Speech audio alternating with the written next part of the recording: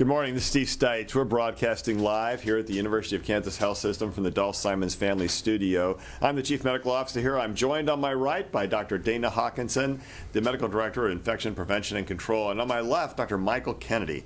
Mike Kennedy is the Associate Dean of Rural Health.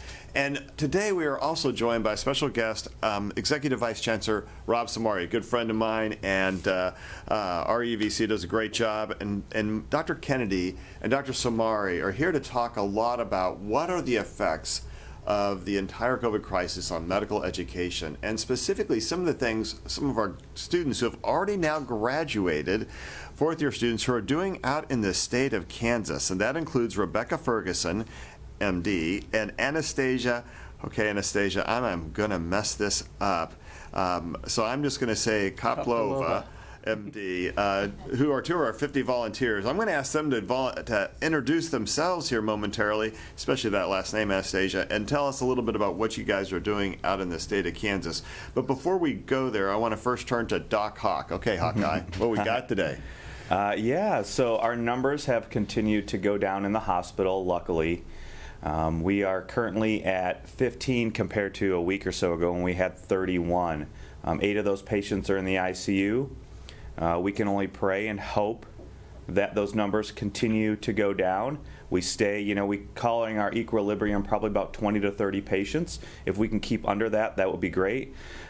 We have seen a good trend so far of hospitalized patients in the city. I had a little bit of concern this weekend. You said you had a little anxiety when you were out. I had my anxiety as well. You talk first. Yeah, it was good. On one of my evening runs, I was able to see a lot of people out at Loose Park, which is always good, as long as you can physically distance, and then certainly going down to the plaza. It was quite a bit busier than, say, 3 weeks ago with traffic and overall just people in restaurants and sitting outside of restaurants. Just caused a little bit of concern. I just hope everybody is continuing to maintain good individual health guidance as far as physically distancing, wearing the mask, doing adequate and frequent hand hygiene, and not touching their face, because we really want to keep everybody healthy. If we are starting to kick off this economy and restart it, we want to be able to continue that and continue our first responders and our first line people to be healthy, and our supply chain drivers and everybody to continue to be healthy. My anxiety came more from my wife, who had gone to one of our local excellent restaurants and to pick up some food. Thinking it was just going to be drive-by. They said, well, no, we're not doing drive-by. You have to come into the store or into the restaurant now. And she got in, and none of the people inside were wearing masks, neither the workers nor the folks in line, and the line was its normal. There was no distancing. And I think, oh, no, let's not go back in time here. No. Let's be a little safer. Let's be a little more thoughtful than that, because we know that it really does make a difference. So, Dr. Simari, welcome to our program. It's a delight to have you on. Tell us a little bit about the effects that are going on from COVID-19 in medical education. Thanks, Steve. As you know, the KU Medical Center is made up of the School of Medicine, School of Health Professions, and the School of Nursing, and resides on 3 campuses here in Kansas City and in Salina and Wichita. When this all got started, our really thoughts were 3 dimensions. One was safety of our students, faculty, and staff. The second was continuity of our essential missions of research, education, and outreach. And the third was how could we be the best possible partners with our health provider colleagues across the state of Kansas, notably the health system. As everyone knows, our faculty are the faculty of the University of Kansas Health System, and that's been critically important on the front lines. We also have faculty who run county health commissions, both in Wyandotte County, Johnson County, and in Sedgwick County. And those folks often toil in anonymity. And now they're some of the most important people in our state. We're very proud of them. And then finally, we've had a large number of student volunteers from all the schools. And I know we have some online today with Dr. Kennedy regarding this unique program that Dr. Kennedy has put together in the state of Kansas. But we depopulated the campus. We've been able to continue. We had graduation on Sunday, or commemoration of graduation, in which all of our intended graduates graduated. We had some virtual hooding and recognition ceremonies this weekend, and it is bittersweet to have to do it virtually, but it was important to get these milestones taking place. And we did a very, very nice job with that. And then this week, we are starting very slowly in alignment with the state and Wyandotte County guidelines and Saline and Sedgwick County guidelines to begin to repopulate our campus. And it will come in a couple of ways. Notably, our basic science and clinical researchers are going to be creeping back on campus to continue their essential research missions. We're going to continue some face-to-face student activities, all the while reflecting the state and county guidelines for distancing and hygiene, and masking. So we're very excited about that happening starting today. And I know we've got Mike on board. Mike Kennedy took on a task at a time, quite frankly, that there were some calls nationally to take every medical student and to conscript them into a public service domain. And while that might have been considered potentially important, but relatively harsh at one time, Mike took another approach, and we're very proud of what Mike and the students online today have done for the state of Kansas. Thank you, Dr. Simari. And it is a great story, Mike. Talk to us a little bit about some of the things that happened, and then we're going to turn to our students after that to hear about their experience. Yeah, definitely. Well, it was a huge task, but we put together a team, and man, that team met every day, and we wrote a program to do an early graduation program and take advantage of a law on the Kansas books for a special permit in the Board of Healing Arts for graduates of the medical school to work essentially as a clinician. And so because they finished all their 4 years. This isn't like they're done. There's like they would have started residency, but instead they started with you in this program. Exactly right. And I think that's what's different than a lot of the other programs, which truncated medical educations and put people into the workforce. And we definitely did not want to do that. So as we put this together, it just clicked into place. The timing was perfect. There had been no requests for volunteers, and then it seemed like as soon as we had the volunteer workforce ready, then here came the requests. And so we put people in some of the busiest counties, Ford County, which still has the top number of cases in the state, so Dodge City is pretty busy, and then Seward County and Crawford County. It's interesting that Finney County, where Garden City is, and Lyon County, where Emporia is, apparently didn't feel the need for volunteer use. And I don't know if they recruited from other hospitals in their network. Right. But so we have Anastasia and Becca, who No. This is Dr. Anastasia. Oh, yeah. Come on That's now. right. Come on. Actually, Dr. Ferguson. Dr. Ferguson. Okay, and Anastasia, introduce yourself, but say your last name first so that I can quit stumbling over it.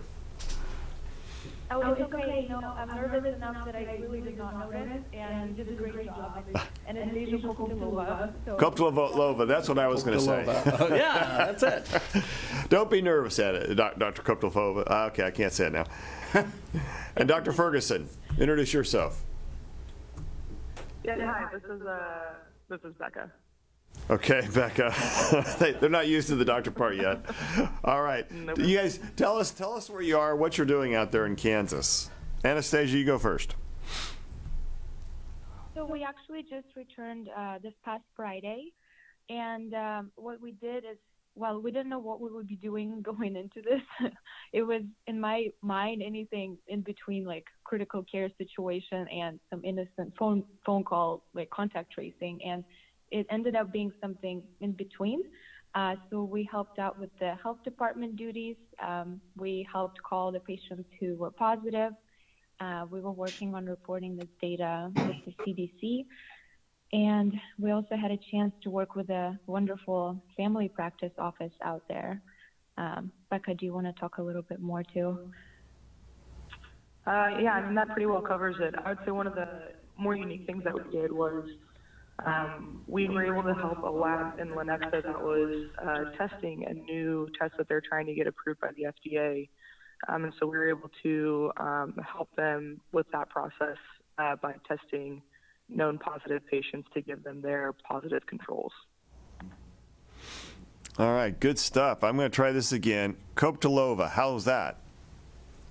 That was spot on. Man, see, if I rehearsed in my head while I was in here a few times. So, well, listen, you guys, we so appreciate what they've been doing, Mike. And anything you want to add? Yeah, they so with their efforts and the efforts of the others in the group, then we amassed 696 volunteer hours over the time that the graduates have been volunteering. So it's pretty extraordinary. I think, you know, the peak of volunteer help coincided with the peak of need, and we didn't really. I don't know of any need that went unmet. And so I'm very proud of our graduates, and I'm very proud that they stepped up and did some amazing work. And then the respiratory therapists went to work, you know, jumped right in there in the ICUs with ventilator care, and the nursing school and their contact tracing is really where they contributed a great deal. Yeah, so, that's a big deal. Dr. Koptelova, oh, I didn't say it. Koptelova. Hey, where are you headed now for your residency? What are you doing when you finish this part of your life up? Yeah, so I will be heading to Chicago to Northwestern Memorial Hospital doing anesthesia. All right. Yeah. Excellent. And Dr. Ferguson, how about you? I'm going to Henry Ford Hospital out in Detroit for general surgery. Excellent. Well, you know, just to say, this is a pretty extraordinary thing, because most of the time these folks graduate in May. They have to take time off to get ready to move, find a place to live, and start this next really big phase of their lives.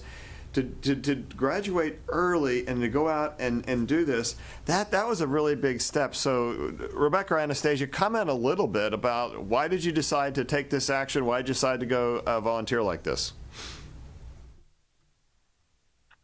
I can start. I know that for me, you know, we had been aware of what was going on in New York and kind of around the world for several weeks at that point. And I was working on finishing up my population health and practice course, which was kind of my last, it was my last graduation requirement. And obviously we were talking about population health and contact tracing and all these different things. And so it really primed me to, one, recognize the need that there was. So I appreciate having that class at a very ideal time. But then also, there's a lot of anticipation for going to residency. And being able to go and kind of dive into this, I think was kind of a blessing in disguise for me as well, because there is a lot to think about and a lot of anticipation and a move and being an intern and being able to work with family practice guys, having been out of the hospital for several months now, was very rejuvenating and made me really excited to get out there and get started. Well, that's awesome. Anastasia, how about you? I mean, I definitely second everything Becca said. It was a great opportunity to freshen up the skills that have been maybe rusty for the past few months. And it's hard to say anything else to answer this question, because once this opportunity came along, I think there were so many medical students just eager to fill in the spots that, if anything, I felt lucky that I had a chance to participate, just because by some, luck of the situation, I was one of the first to respond and go to the location I wanted to go to. And I can say the same, I'm sure, for the other schools of health professions who were very eager to participate. And thank you to the University of Kansas Medical Center and School of Medicine who put this together for us, because none of the friends that I have in medical school across the country had a chance to take part in some sort of an organized program like this. You know, this is a big deal, Dr. Simari, and just to say a thanks. I think the Med Center and all the schools have done such a great job at helping work in this crisis. And as you mentioned, the work between the system and the university has never been better. Talk to us a little bit about some of the challenges that have been unique, though, to the university and what you're trying to do around education in general. Right. So, Steve, we're very proud of the students that took this challenge on. If you think about it, two of the most exciting and important days in medical students' career is match day and the hooding. And they had to do both virtually. And in spite of this, and in spite of finishing under these circumstances. These new doctors took on this added responsibility. We're very proud of them. It speaks to the kind of students that we enroll, and it speaks to the leadership and the community of faculty with their commitment to the state. So we thank you for that. Steve, we were actually very lucky from a standpoint of medical education. We've been training students at a distance for over 40 years with a campus in Wichita since the mid-'70s, and then a campus in Salina for the last 10 or 12 years. So when we had to go to a greater dependence upon education at a distance, our faculty and staff were very well trained to do so. I have not been aware of a single concern or complaint about students who were having to take on this new responsibility of learning at a distance. So we were very lucky. But like all educational activities, it was easier to do at the end of the year than it will be to do it at the beginning of the year. And these challenges at the beginning of the year, as we look at summer and fall, are real. We are going to be up to them, but they will be a different set of challenges than finishing with tried and true students who sort of are right at the end of their education. That was a bit of an easier opportunity for us than what's ahead of us. But I think we're up to it. I think our faculty and staff and technologies are up to it. And it's different for us since we don't have a residential part of our education. I think campuses such as Lawrence or other residential campuses have another level of concern, which thankfully we don't have to deal with. Yeah. A quick story about Rob Simari. So Robin invited me to a town hall back at the beginning of this, and he made the comment. We were both, it was only audio, and he said that Stites, he says, referring to me and to himself, said, yeah, we both have faces made for radio. And so today, as you're coming out, there's only 100,000 people that are seeing us here, man. Watch out. But thankfully, you have the benefit of makeup, Steve. All right, what questions do we have out there this morning? Yes, Dr. Stites, we've had a person who's kind of persistently been asking about musical theater practice with lots of singing. Is there any opinion you can offer about that? All right, Yeah. Dr. Hawkinson, what are you thinking about musical theater practice? Lots of singing. We know that what happens is we may project a little further. Those aerosols are not our secretions as we sing. There's actually a very good infographic right now, I think up on the CDC website for morbidity and mortality report. If you Google, I think just morbidity and mortality report, weekly report, I think right when it comes up, there's a very good infographic actually detailing about an infection cluster caused by choir practice. So it shows up in the top left-hand corner where the index patient was, and everybody that was infected in the cluster after that during the choir practice. So I think right now, at this date, it's still probably pretty dangerous. You know, I don't know all of the details of that choir practice, and hopefully the industry will be putting out some guidance for that. But we know that that happens and that occurs, and there's very good documentation of infections and clusters from that. So I think moving forward with kid gloves on and slowly to do that and methodically is going to be the way to go. But right now I think it's really still very dangerous. I think it's all about risk tolerance, right? And the problem is that you give your risk to others when you're in a situation like that, and then you inherit everybody else's risk in that room and everybody they could have been with, and remembering that coronavirus can be asymptomatic for up to 2 to 5 days prior to you manifesting symptoms, and young people may manifest pretty minimal symptoms. So you just have to be really thoughtful about that. Jill, you had another question this case. Yeah, we have about 20 here, but I wanted to let media, I know that we have several on the line. Please. So specifically media, do you have any questions? We'll let you go first. Going once? Not hearing Twice. any. What do you got, Jill? All right.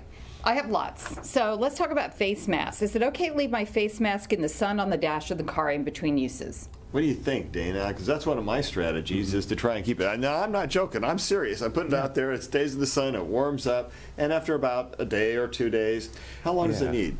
Yeah, I think that's an okay practice. Again, you want to make sure, especially if it's the cloth mask, that you are cleaning it. We've always said maybe you want to have 3 or 4 of the cloth masks so that you can use them in rotation where you're cleaning one where you're using one and then one in storage. Certainly, I think leaving it in the car for a while would be okay, on the dash. Maybe there is some effect of the UV rays from the sun. We know that ultraviolet rays from the sun can have harmful effects on our skin, causing skin cancer, but against other microorganisms as well. I think that's an okay thing to do, but also keep in mind, again, maybe you want 2 or 3 masks so that you can be cleaning one, using one, and have one in storage for use. Mike, were you out at all this weekend? Did you get around some? Oh, yeah. What'd you find? What'd you see out there? No, actually, we went just walking. And on the walking path, there are just so many people. It's pretty ridiculous. Social distancing, mask on, mask off. So no masks. And so we were walking in the grass the whole time rather than walking on the sidewalk because people were just crowding the sidewalk. That's where it's like there's no care in the world. Rebecca and Anastasia, you all are young. What are you seeing out there? Are you going out? I have certainly not been going out. And whenever I do have to make an outing, it's always a mask on for me. You have learned well. Yeah, Those courses did a good job. Yeah, I was Excellent. going to say the same thing. I have a couple of masks in my car that stay in there, and I try to minimize, even just like used to go to the grocery store with my mom because I got time, but it's unnecessary for me to go to the grocery store or to have 2 people there. So just trying to minimize number of people going out since I do live in a household. I have 3 brothers, any of which are up for grabs if anybody is lonely. That can come in quarantine with We'll see them. what our audience says here. Going once. Go ahead. Sorry. No, that's it.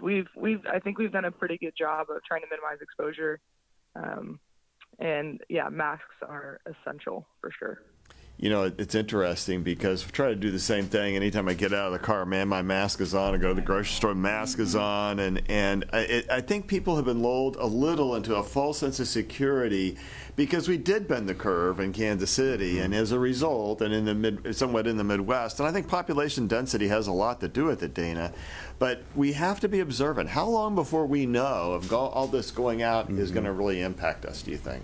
Yeah, I think based on Saturday, I feel that our best time points of data and projection will probably be in 10 to 14 days from now, as far as when, now we have better testing capacity, we have more places out doing it, out available to get tests.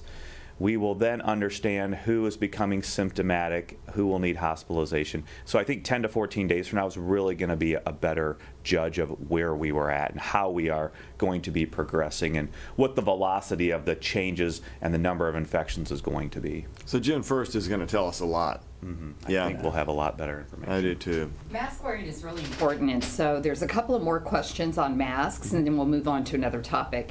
But I'm going to combine these two. If I'm running errands, is it okay to take my mask off in between? Yeah. Can I use just that same mask all day long? And then the person also wants to know, with a cloth mask, why is it a one-way street? And what they're saying is... Yeah, we got it. So Dana, go. You want me or No. Dr. Kennedy? No, I'm going to turn to Kennedy in a minute. I'm going to have time to turn to Simari in just a minute. Watch this. Okay. Do you want me to? Okay. Yeah. So there's a lot of questions in there. The first one was, is it a one-way street? Well, certainly, again, we have always been proponents of wearing the mask to protect others from yourself. We understand that these cloth masks are not biomedical grade. They are not what we use in the hospital. Our healthcare workers, when caring for COVID-positive patients or anybody, do not use those. But what they can do is act and provide as a barrier to the larger droplets. And then by that way, if you have the virus in those droplets, it's mostly going to be protected. There is some secondary effect from the other way as well. So if you do have 2 people with masks on, it will significantly cut down on the chance of getting infected, especially if you need to be in 6 feet or closer. Again, continue to maintain your 6, 8, 10 feet distance if you can. Yeah, I think that's really critical. And people have to understand is the cloth masks, the fibers are separated by a certain distance, and that's what allows secretions in. What you hope is that those same fibers, because what you breathe out initially tends to be larger droplet size, and they're caught up in the mask. Plus, when you breathe in, most cloth masks don't fit that tightly, and so air can move around the mask. So really, it's really just more of a one-way street out there. Dr. Simari, as the Med Center campus, as University Side starts to talk about coming back onto the campus with masks, without masks, how's the university approaching that? Well, to be quite honest, Steve, what we do is keep very close contact with the health system to understand what the health system is doing. But currently, we're going to be wearing cloth masks in and then getting provided a surgical mask for use for that day with extras for soiling.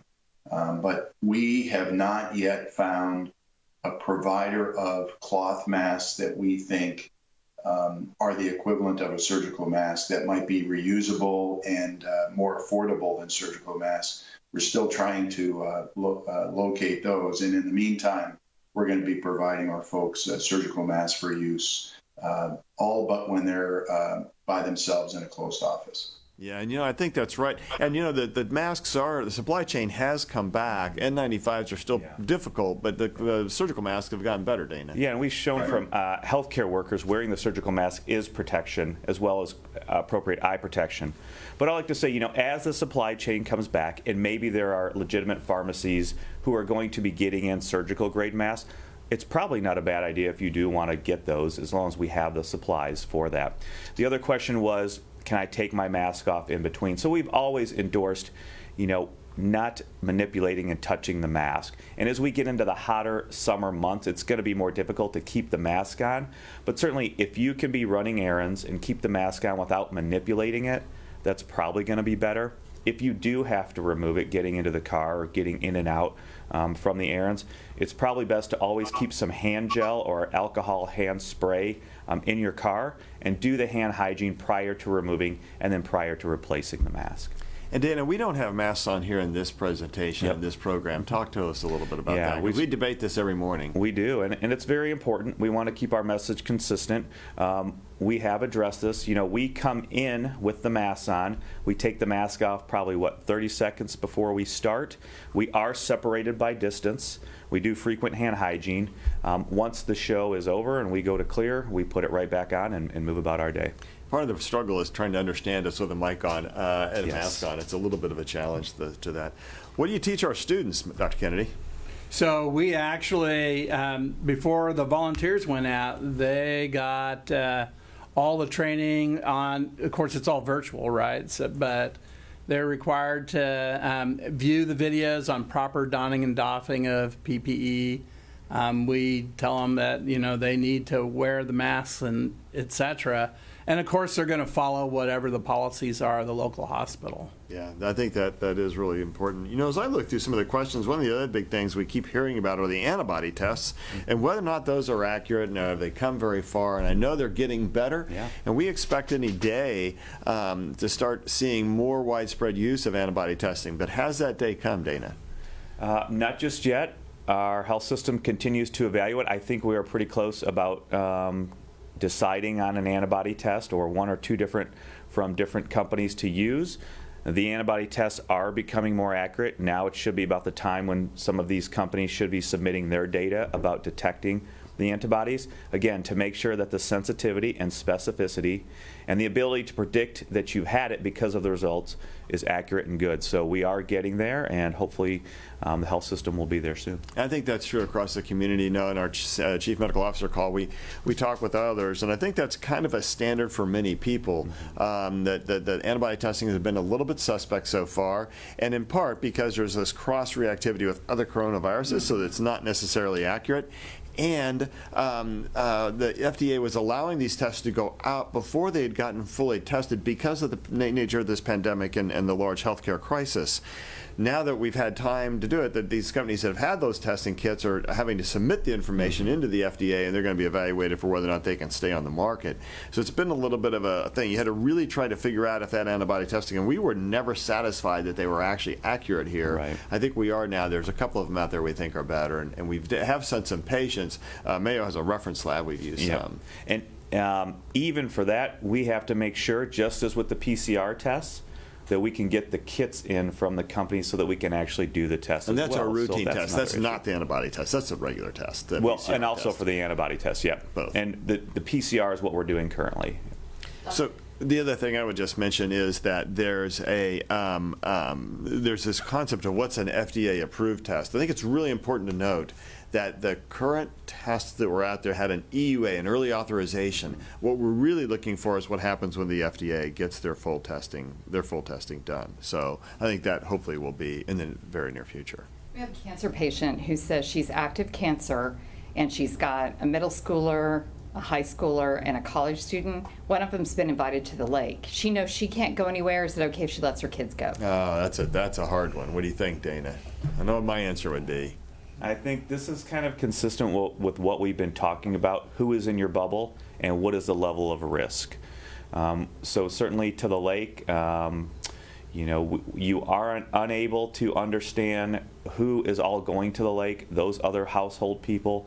There is always a risk involved, and I think it goes down to the individual person to determine that amount of risk and see, does that benefit outweigh the risk of going. And certainly it's very difficult, especially when you have kids, and again, younger people we know may not be very sick or may not have a lot of symptoms at all and can easily spread this disease. And so that's the real difficult question to ask, is who is in your bubble? What is the level of risk? And here's what I would say. If you're an active cancer patient, it's not safe.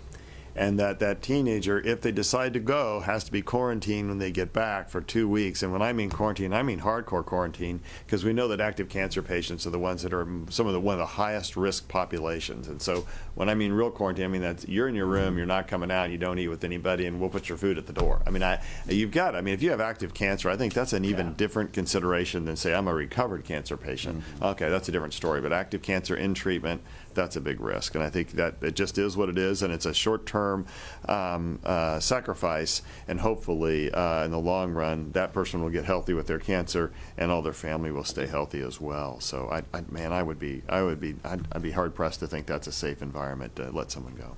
Hairdressers, several on the line this morning that say they're not getting a lot of good advice from their professional organizations, and they would like some from you. Oh boy, hairdressers. Okay, here's my confession. This is what I did this weekend.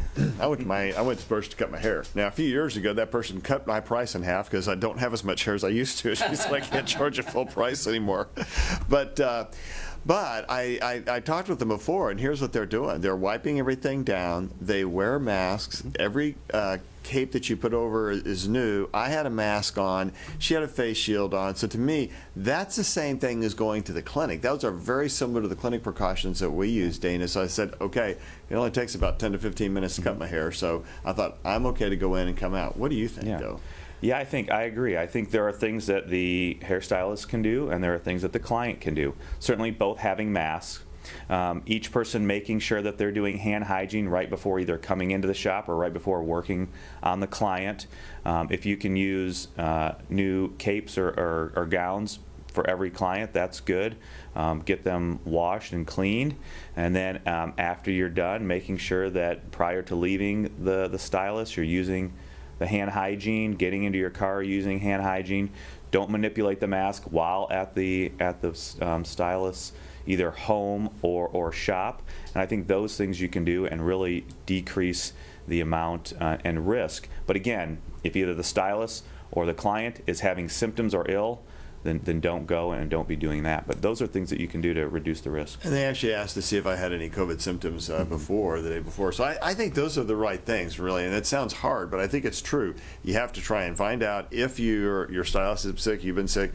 Both of you wearing masks. The stylist should wear a face shield, and then you should have a cape that's changed between patients, and using alcohol wipes between everything, and then the equipment can't be the same. The scissors have to be cleaned. Everything has to be wiped down in between folks. So I think those are the things that can make it a safer environment. And fortunately, I was in that position, so I think that was good.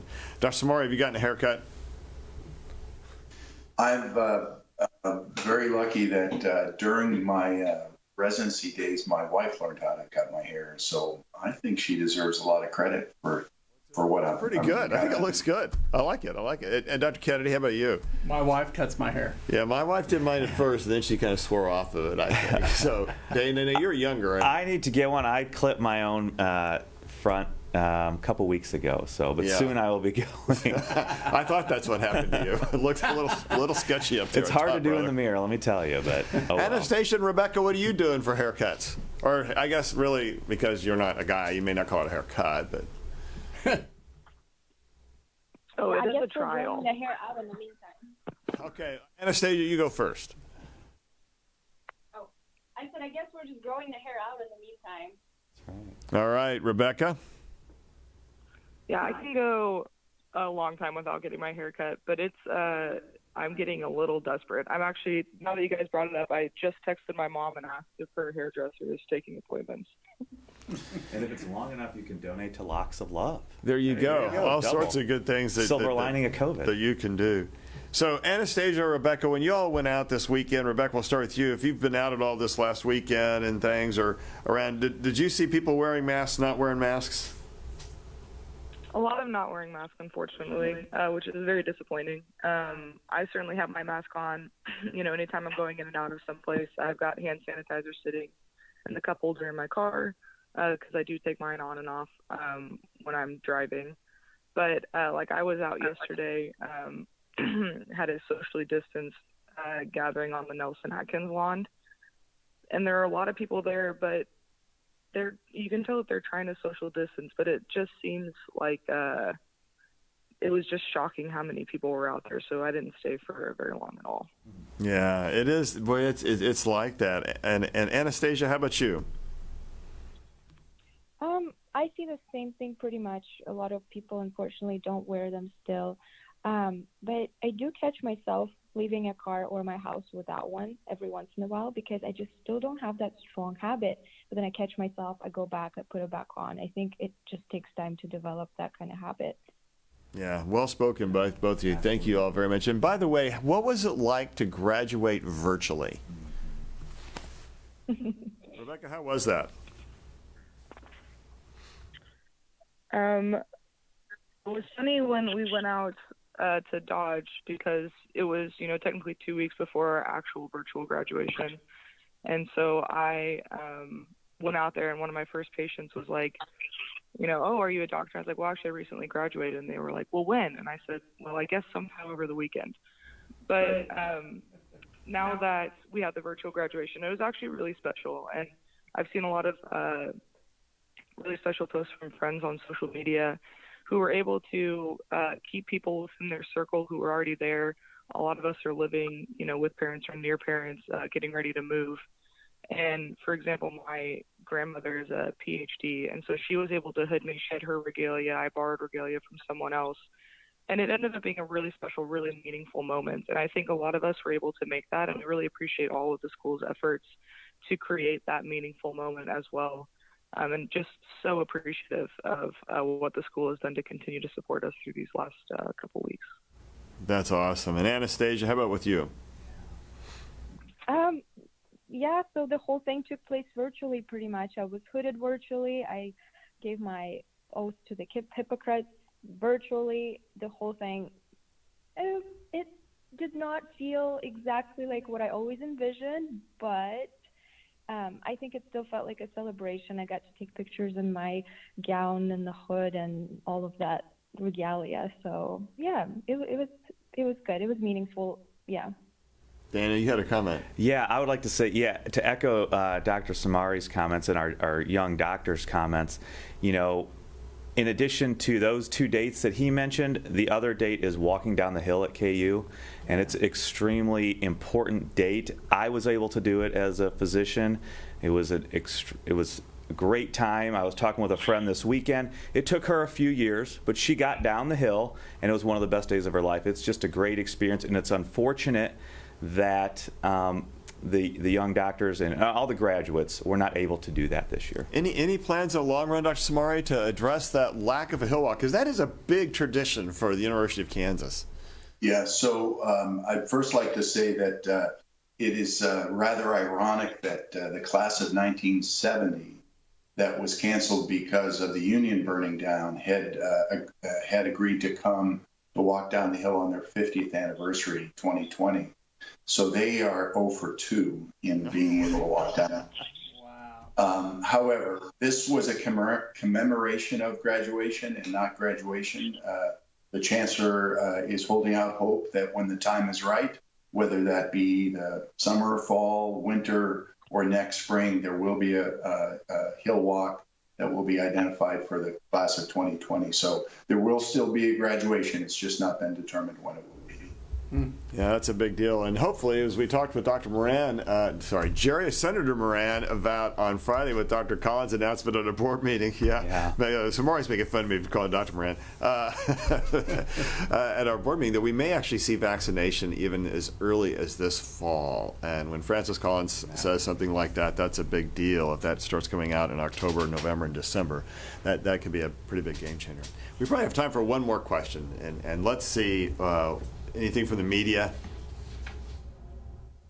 Not hearing anything. Jill, anything else? How long do people who are asymptomatic likely to carry or spread the virus? Do we know? We hit that for a few minutes earlier today.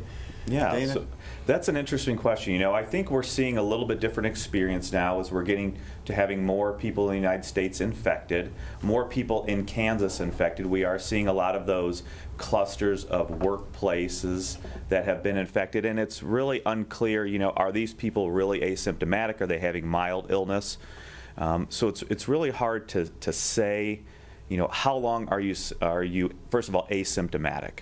So you can spread the virus probably for at least, like we had said, 1 to 2 to 5 days prior to having symptoms, to anywhere from probably a week to 10 days. We don't have a lot of good information. How long can you spread the virus?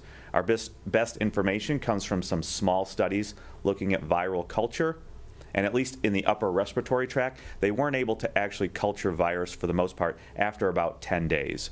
So we're probably going to say 1 to 2 to 4 to 5 days prior to any symptoms, prior to at least 10 days after symptoms start. And that's probably about the best estimate. That's a pretty broad range, but that's probably the best estimate we have right now.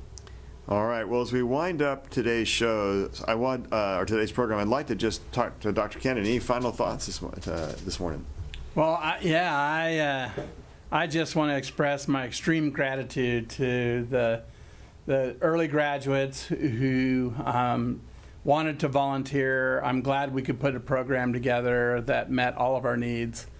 And then I gotta say thank you to the Patterson Family Foundation for contributing significant funding to help put this program together as well. Yeah, that's a big deal. Dr. Simari, final thoughts?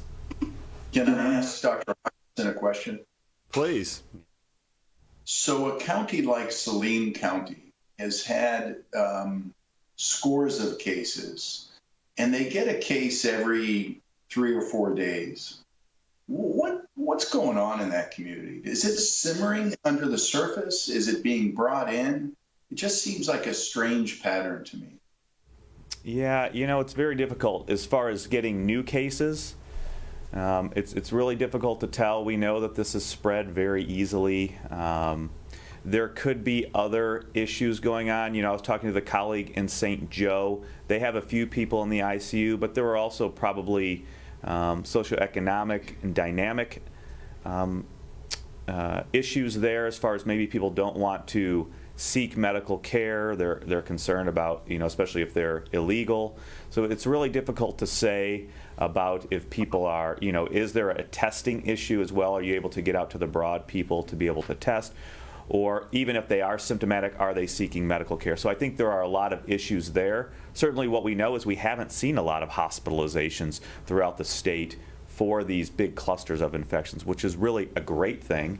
And I think we need to continue to investigate that and the whys of that. So I don't have great answers, but tomorrow we will have some folks on our program that may help with some of that. Lee Norman returns, the Secretary of the Kansas Department of Health and Education, along with Ed Ellerbach, the Chair of the Department of Population Health, and David Wild, VP of Performance Improvement here at the health system.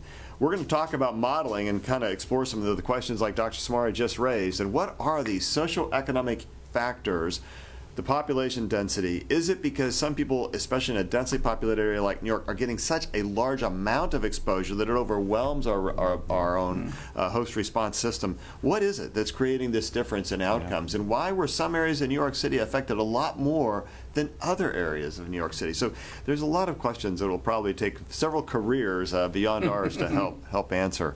I want to say a special shout out and thank you today to Dr. Rebecca Ferguson and Dr. Anastasia Koptelova, because it is a pretty big deal for y'all to be here, especially as you're getting ready to move on to the next phase of your life. I remember my phase of life about this, but I'm not going to tell you how many years ago it was, because it was approximately a very large number.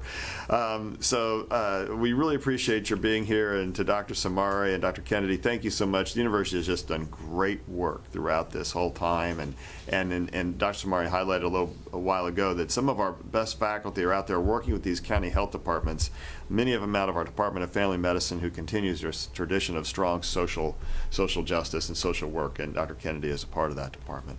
To everyone out there, we'll be back here tomorrow. Thank you so much for listening, and we'll hear about what the new thoughts are around modeling as we anxiously await June 1st to see, are we going to avoid the next surge?